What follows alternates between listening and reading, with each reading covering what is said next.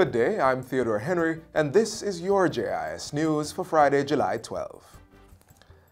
The Statistical Institute of Jamaica, STATIN, will be conducting the Jamaica National Crime Victimization Survey between September and November 2019 this year. The aim is to gather people's perception of public safety and the criminal justice system. Head of Special Projects at STATIN, Philone Mantok, said the survey is being done on behalf of the Ministry of National Security and will engage some 5,000 households across the island. Our crime victimization survey measures the incidence of crime from the perspective of the victim, because most of the data that we have currently on crime is from police reports, and evidence has shown that a number of crimes are not reported to the police.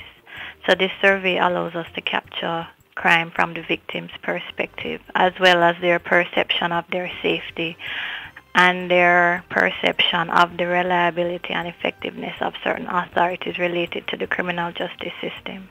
The questionnaire will also cover the participants' views on social intervention programs and their effectiveness. Coming out of the actual data collection, we'll actually do a report to be presented to the ministry.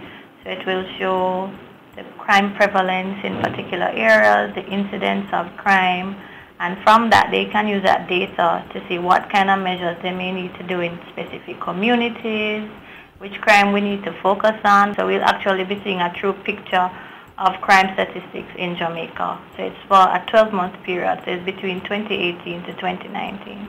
Prime Minister Andrew Holness is reporting that the states of public emergency in Westmoreland, St. James and Hanover have recorded significant reduction in murders. Mr. Holness says since the declaration in April, the parishes have seen a 65, 76 and 56% drop in their murder rates over the May to June period.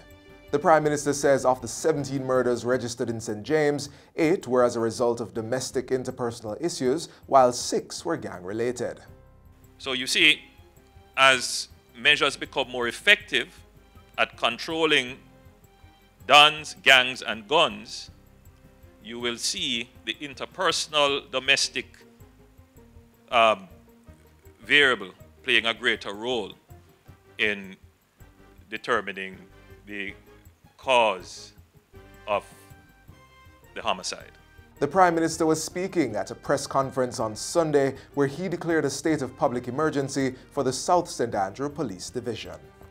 The National Child Diversion Programme, which deals with children who have come in conflict with the law, will start in November this year in all 4 juvenile institutions.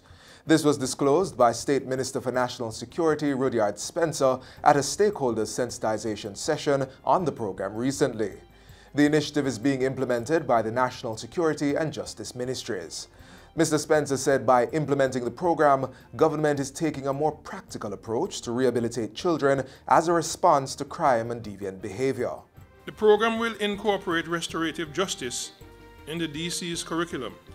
A care plan with specific treatment guidelines for each child will be designed. And we are working to ensure that at least one probation officer from each parish sits on the Child Diversion Parish Committee. Meanwhile, Justice Minister Delroy Chuck says probation and aftercare officers are integral to the successful integration of the program. Once they're 17 and under, if it is a minor offense or even an offense that the court believes that this child can be assisted, they're going to be referred to you, and oftentimes it is you who will recommend to the court that in fact a child diversion process or strategy might work. The partnership will be facilitated by a case management system to evaluate, treat and track children and trained probation and aftercare officers in each parish. Child diversion is the process of implementing measures dealing with children who are alleged, accused, or recognized to have infringed the law without resorting to formal judicial proceedings. The national program aims to, among other things, reduce the number of children who are charged with offenses and exposed to the formal criminal justice system as a result, and increase the use of diversionary programs that rehabilitate children as a response to crime and wrongdoing. Meanwhile, a national action plan and roadmap has been developed to eliminate child labor in Jamaica. This was done under the country-level Engagement and Assistance to Reduce Child Labor Clear 2 project in the Ministry of Labor and Social Security. This outlines a process including but not limited to the identification, removal, provision of support, and reintegration of child labor victims through to the prosecution of perpetrators. Labour Minister Shahini Robinson was speaking at the closing ceremony for the Clear 2 project on Wednesday. She said new and existing officers will be trained to identify and investigate child labour to keep all stakeholders abreast of procedures to be followed when handling such cases. These include judges, police officers, and the Ministry of Labour and Social Security's inspectorate. In addition, Minister Robinson said a subcommittee is being established to review and issue drafting instructions to make changes to the Child Care and Protection Act to give support to the plan. And finally, the Ministry of Agriculture has restructured its Farm Road Programme. Minister without portfolio in the Agriculture Ministry, J.C. Hutchinson, says the change is to avoid instances in which non-farm roads have been submitted for repairs. According to Minister Hutchinson, parish managers at the Rural Agricultural Development Authority will now have to sign off on requests that have been submitted by members of Parliament, councillors, and farmers' organizations.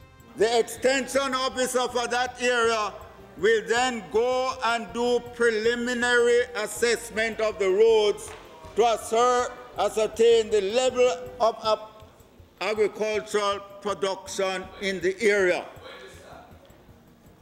This information is then sent to the local RADA Parish Advisory Board, who then determines which roads can be done based on the funding allocated to the parish.